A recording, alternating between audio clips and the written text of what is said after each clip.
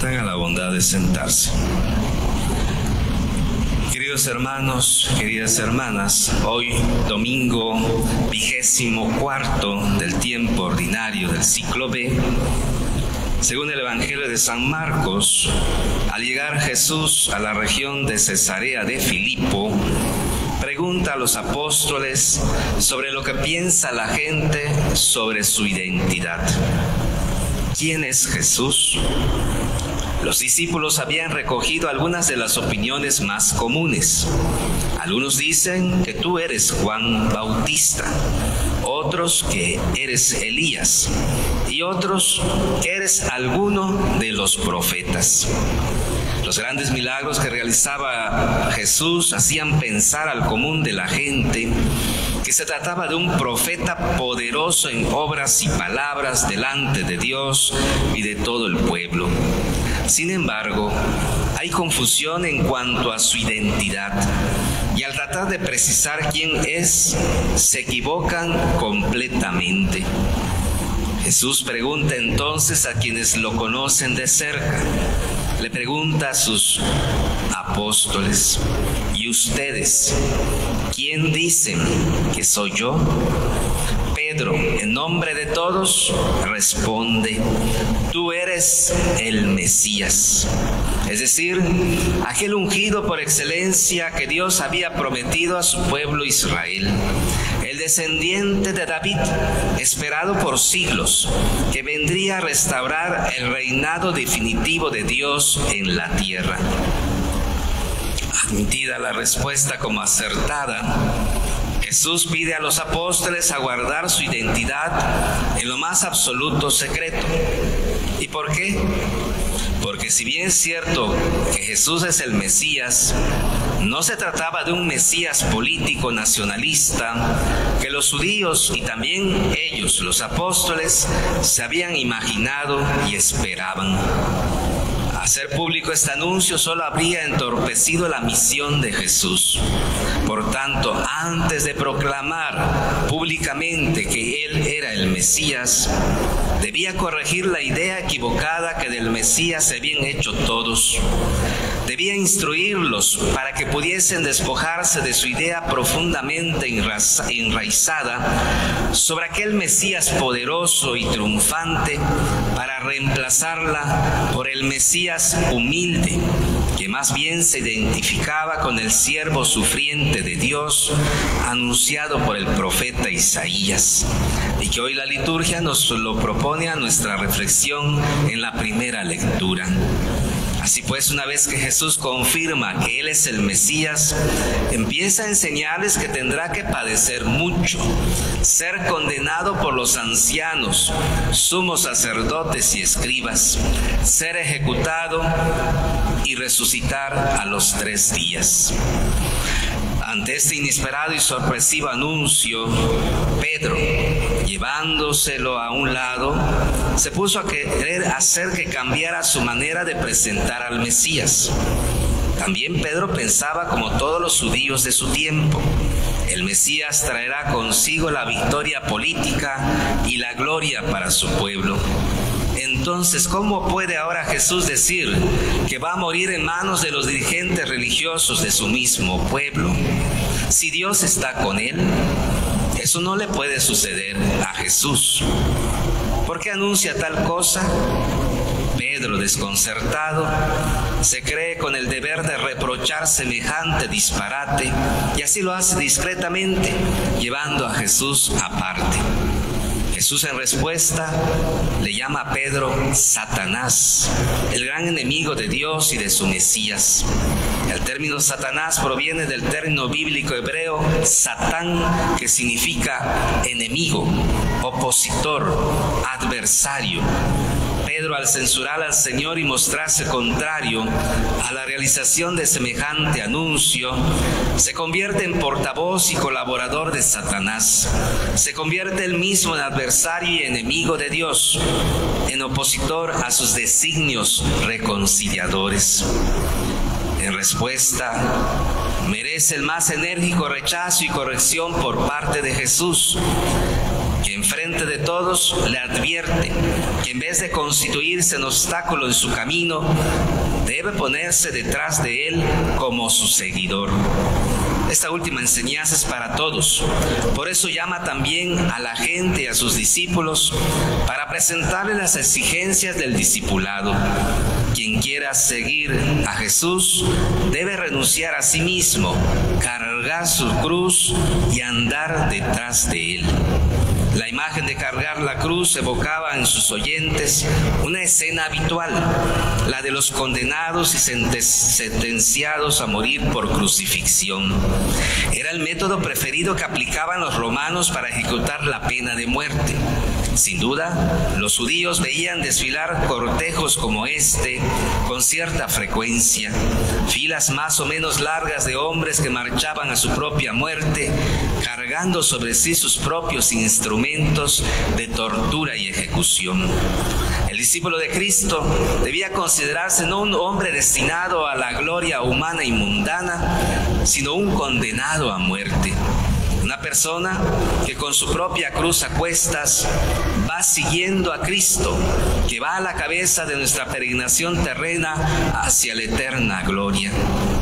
Queridos hermanos y queridas hermanas, en nuestra sociedad se ha puesto muy de moda todo lo que es light.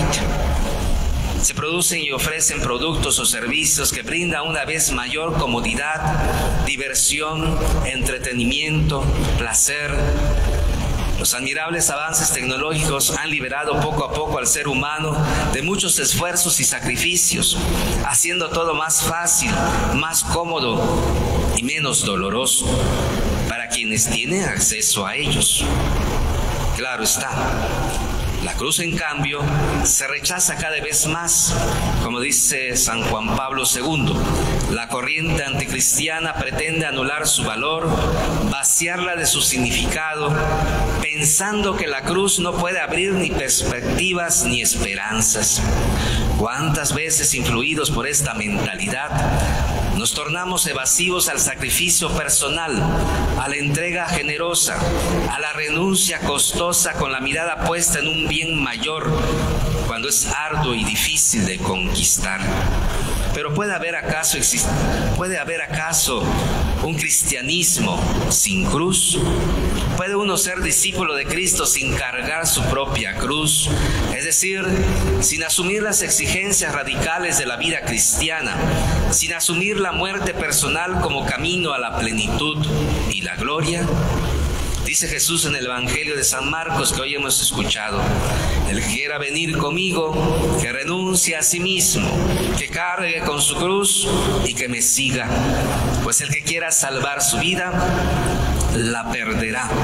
Pero el que pierda su vida por mí, por el Evangelio, la salvará. Al pensar en la cruz como signo de dolor, de sufrimiento y de muerte, podemos preguntarnos: ¿quién de nosotros, de una o de otra forma, no experimenta diariamente la lacerante realidad de la cruz? La cruz no es algo extraño a la vida del ser humano, de cualquier edad, época, pueblo o condición social. Toda persona, de diferentes modos, encuentra la cruz en el camino. Es tocada y hasta en cierto modo es marcada profundamente por ella. Como también dice San Juan Pablo II, sí, la cruz está inscrita en la vida del hombre. Querer excluirla de la propia existencia es como querer ignorar la realidad de la condición humana. Es así, hemos sido creados para la vida y sin embargo no podemos eliminar de nuestra historia personal el sufrimiento y la prueba. Experimentamos la cruz cuando en la familia, en vez de la armonía y el mutuo amor, reina la incomprensión o la mutua agresión. Cuando recibimos palabras hirientes de nuestros seres queridos, cuando la infidelidad destruye un hogar, cuando experimentamos la traición de quienes amamos, cuando somos víctimas de una injusticia, cuando el mal nos golpea de una u otra forma, cuando aumentan las dificultades en el estudio, cuando fracasa un proyecto o un apostolado no resulta, cuando resulta casi imposible encontrar un puesto de trabajo, cuando cuando falta el dinero necesario para el sostenimiento de la familia, cuando aparece una enfermedad larga o incurable, cuando repentinamente la muerte nos arrebata a un ser querido, cuando nos vemos sumergidos en el vacío y la soledad, cuando cometemos un mal que luego no podemos perdonarnos. Cuántas y qué variadas son las ocasiones que nos hacen experimentar el peso de la cruz en nuestra vida. Muchas veces nuestra primera reacción ante la cruz es querer huir, es no querer asumirla, porque nos cuesta, porque no queremos sufrir, porque nos rebelamos ante el dolor, porque tememos morir. Huimos de la cruz de muchos modos, a veces al punto de refugiarnos en el alcohol, la droga, los placeres ilícitos, el juego, la pornografía o en otras adicciones o cosas que nos producen un placer pasajero. Estos refugios nos ofrecen mitigar el dolor o cancelarlo, pero como solo lo hacen de momento, requieren de nuevas dosis cada vez más fuertes que terminan sujetándonos a una dura esclavitud que lleva a nuestra lenta pero inexorable destrucción. Lo cierto es que sin Cristo todo sufrimiento carece de sentido, se torna estéril, absurdo, aplasta, hunde en la amargura y parece que no tiene solución.